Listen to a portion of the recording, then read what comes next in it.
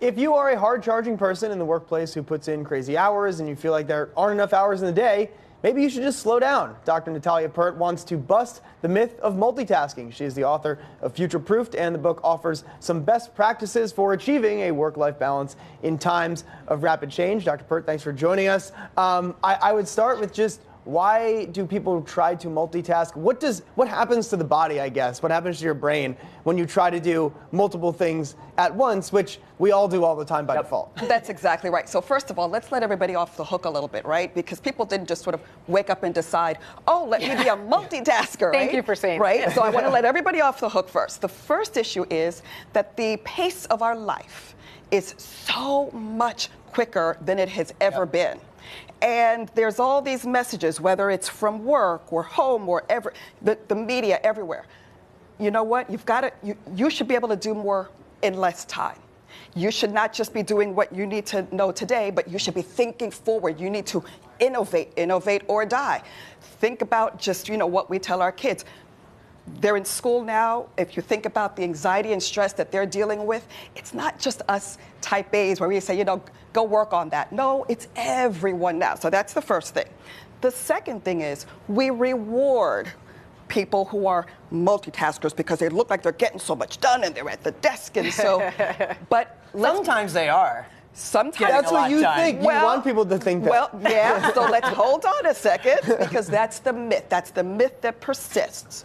The problem with multitasking is when you think you're multitasking, you're not really multitasking. You know what you're doing? You're serial tasking. Because your brain can't really process doing two things that use the same part of the brain at the same time. So you think you're actually typing an email and talking on the phone. Guess what you're doing? Typing a little bit. Then you stop. Then you're talking on the phone. Okay, now it's back to this. Then you're going back and forth. But guess what? You're losing time. You're losing. Every single time your brain is switching like that, it's going to take about 15 minutes to reload what you were doing the first time. Not to mention the exhaustion of all of that. You're going to be less accurate. You're kind of wearing yourself down. And guess what happens after that? Ooh, burnout. But guess what we do? We decide we're burned out. We should multitask some more. Let's find the next hack. What's the next productivity tool? Now we're completely stressed and burnt out. We take a break, wash, rinse, repeat all over again. That's what we do. We should not do that. We should be single taskers. So this kind of makes me think of something that has been talked about in the tech world, like on the tech TED Talk circuit, if you will. The idea of hustle porn, right? That everyone just says, here are all the things I'm doing all the time. Killing it. Rise and grind, all that stuff. So, all right, so how can I actually not do that, but also still succeed in a world that expects me to do that? That's exactly right. Okay, so it's true. Yes, you do want to grind, but you want to grind smarter. Work with your body, not against it. So it's the first thing I'm going to tell you. It is a series of sprints, not one long marathon. You can really only go 90 to 120 minutes before you need to take a break. But you know what we do instead? Oh, I guess I'm kind of falling apart here. Let me get some sugar. Let me get some caffeine. No, take a break. Get up, walk, charge your brain, get some energy, go right back to it. See, you're still grinding, but you're working with your body, not against it. The other thing is, make sure you're recharging your energy and not just boom, boom, boom, boom, boom. So there's a lot of things that we do, whether we're going through our whole list of to-dos.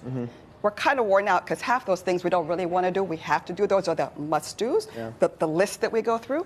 Is there any point in the day, in the week, that you're actually then recharging with the things that you know restore your body, restore your energy, restore your engagement? You got to do it smarter. But I think in the workplace, being a single tasker is not the best advertising you can give yourself. Well, no, you don't really want to call it single tasker because you're right.